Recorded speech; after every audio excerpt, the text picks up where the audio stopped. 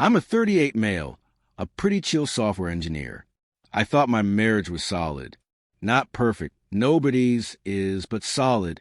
We had our routines, our inside jokes, our life. Then, one Tuesday night over dinner, my wife, let's call her W, says she wants a hall pass.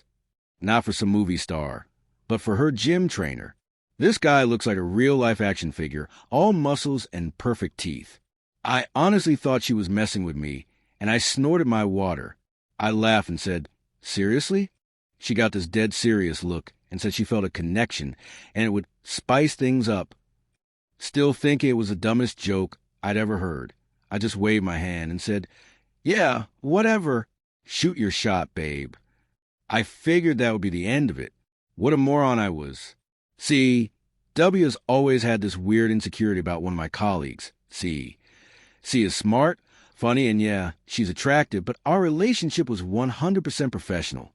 We just clicked on a work friend level. W, however, was convinced C was secretly plotting to steal me away. It was a constant source of low-key tension. So, with W's hall pass nonsense bouncing around in my head, I had a petty, stupid idea. C had mentioned wanting to get out of the city for a weekend. On an impulse, I booked a cabin upstate for us, telling W I had a last-minute work thing. My genius logic was that maybe if W thought I was flirting with C a little, she'd snap out of her weird trainer fantasy. The weekend with C was completely fine. We hiked. We talked about our nightmare boss, and that was literally it. Nothing happened. I got home Sunday night, expecting maybe a little jealousy from W about my trip. Instead, she was weirdly calm, almost attached. Asked how it went, I said boring, and she just nodded, glued to her phone. That should have been a massive red flag. A few days later, I was using our shared iPad and saw a message notification. Curiosity got the better of me. It was a long message chain between W and some guy. My stomach dropped as I read. It was a trainer. They were planning things. And there were pictures. Pictures of my wife that she had never sent to me. The hall pass wasn't a joke. It wasn't a request. She was telling me what she was already doing, probably trying to get me to co-sign it, so she wouldn't feel guilty. My casual, joking dismissal was, in her mind, a green light. When I confronted her that night, I didn't yell. I just put the iPad down on the table in front of her. You know what her first reaction was? She wasn't sorry. She was mad. Mad that I'd looked at her messages. "It's not a big deal," she said, rolling her eyes. "I'm exploring my feelings. You said I should shoot my shot." She actually threw my own words back in my face. Then she had nerve to bring up my trip with C, saying that my secret weekend away gave her the right to do this. I was just floored. I couldn't believe the mental gymnastics she was doing to make herself the victim. After that, things got insane. It was like a switch flipped in her brain, and all sense of decency went out the window. She stopped trying to hide it. She'd leave her phone out, screen up, with messages from him on it. She'd talk about her trainer constantly, dropping little details about their workouts or conversations. She was trying to get a reaction out of me, try to push my buttons so she could paint me as the crazy, controlling husband. Her entitlement went through the roof. She started racking up charges on our joint credit cards for designer clothes, spa days, you name it. When I questioned it, she said it was self-care because I was being so emotionally draining.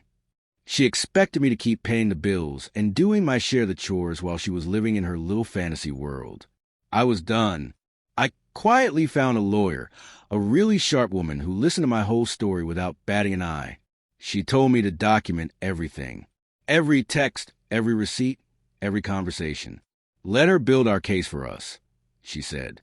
W, sensing I was pulling away instead of fighting, tried to change tactics. One night, she came home crying, claiming the trainer had used her and she was the real victim. It was such a bad performance. I just stared at her, and the look on my face must have told her I wasn't by it for a second. Then she got sneaky. I noticed emails in my work account were marked as read when I hadn't opened them. My laptop was acting weird. My lawyer warned me she was probably snooping, looking for anything she could use against me. I changed every single password I had. The absolute peak of her delusion was when she suggested we go to marriage counseling, not to fix us, but so a therapist could help me understand her journey. I just said no. The final straw, the point of no return, was when I got a notice in the mail for a loan I didn't recognize.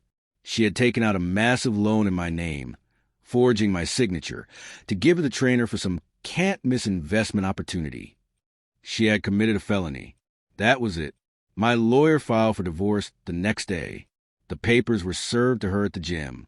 Her phone call to me was a mix of screaming and crying, all about how I was a monster trying to ruin her life for one little mistake. The confrontation in court was a spectacle. W showed up with a slick lawyer her parents were paying for, and she put on the waterworks for the judge. She went on and on about how I was cold and distant, how our marriage was a prison, and how the trainer made her feel seen. Her lawyer tried to make a big deal out of my weekend with C, painting me as a cheater too. Then it was my lawyer's turn. She was calm, organized, and absolutely brutal. She presented the binder of evidence I collected.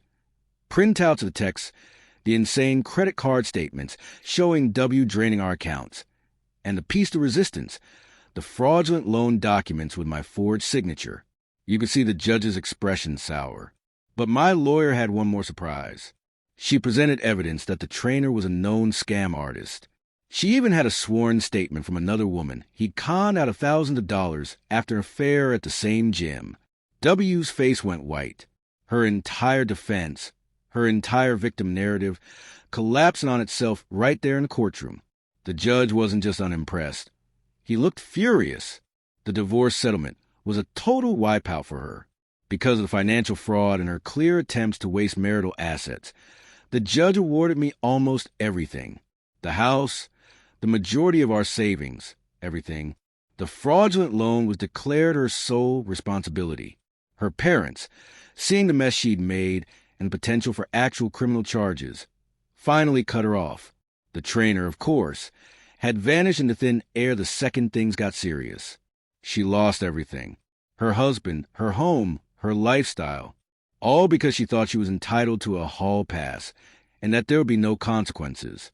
My revenge wasn't loud or dramatic.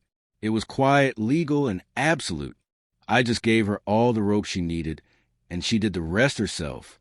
So yeah, if your partner ever jokes about something like that, maybe don't just laugh it off. And if you enjoy watching a good old-fashioned entitlement train wreck, you should probably stick around. You never know when the next one's coming down the tracks.